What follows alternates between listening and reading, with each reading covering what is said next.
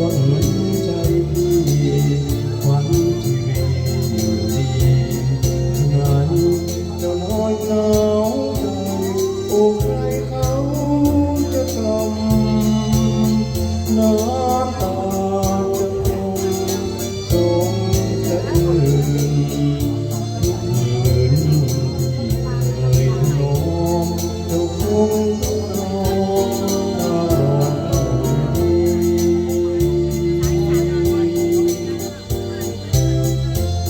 นอนเลี้ยงเอ่ยสาบเฉยของพี่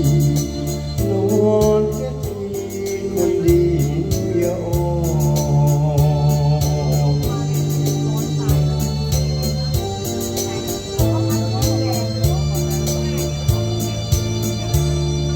ขอบคุณครับผมโคตรเพราะ